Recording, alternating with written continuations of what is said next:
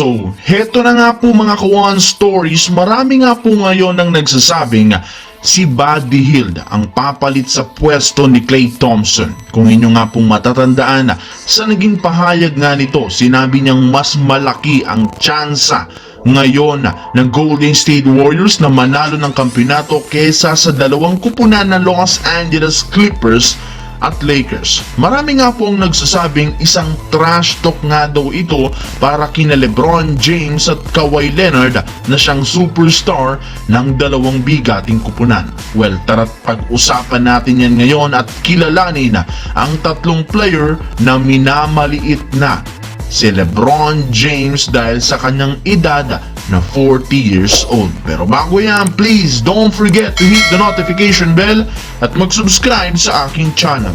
Ang video ng ito ay hatid sa inyo ng 1xBet. Suportahan at manalo sa inyong paboritong kupunan sa NBA, PBA at ngayong Paris Olympics. Maaaring makakuha up to 12,000 cash bonus sa inyong first deposit gamit ang aking promo code. Pag tama ang prediction mo, panalo ka. Pindutin lamang ang link sa comment section at mag-register gamit ang iyong GCash account para makapag-cash in at cash out. Isang paalala, tumaya mga kawan stories ng responsable.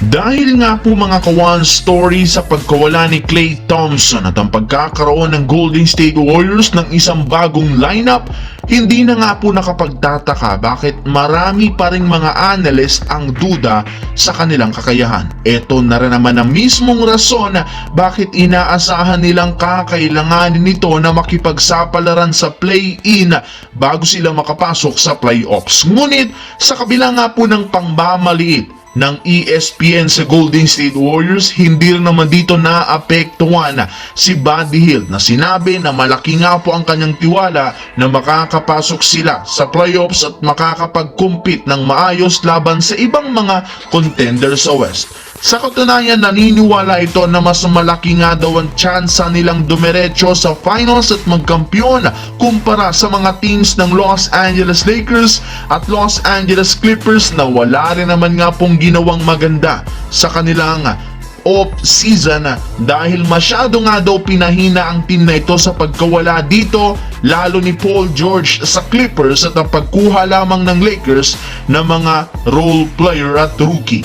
Samantala, para nga sa mga hindi dyan nakakaalam, papasok na nga po si LeBron James sa kanyang ika-22 season kung saan tatabla na nga ito kay Vince Carter sa may pinakamahabang karir sa NBA history. At kasabay niyan, aabot na naman nga po sa 40 years old ang kanyang edad sa darating na Disyembre. Pero hindi kagaya kay Carter, inaasahan pang superstar pa rin ang ipapakita nitong galaw para sa Los Angeles Lakers. Kaya hindi na nakapagtataka bakit mas dumarami nga po lalo ang humangahan sa kanya. Ngunit kung meron nga pong humahanga, ay hindi rin naman nawawala ang ilang mga malalarong binabastos pa rin ang kanyang laro, kagayon lamang ni Anthony Edwards na sinabi nga po nito na siya ang babantay at magpapahinto kay LeBron kapag nagkatapat na ang Lakers at Timberwolves sa opening night. Kasali rin naman sa nambabastos pa rin kay LeBron ay si Dillon Brooks since sa tuwing nakakaharap silang dalawa sa court, parati nga siya nitong niyayabangan at tinatrash talk na nagbabackfire rin naman parati. Habang ang huling player rin naman dito sa listahan ay si Shai Gilgeous-Alexander since hanggang ngayon hindi pa rin naman ito nakakalimutan ng pagsupalpal sa kanya ni LeBron noong All-Star Game. Kaya sa tuwing nagkakaharap sila, sinusubukan nga nitong yabangan at trash talkin si LeBron. Pero hindi rin naman yan masama gayong nangangahulugan lamang niyan na sa kabila ng edad ni LeBron, damang-dama pa rin naman sa loob ng NBA ang kanyang presensya,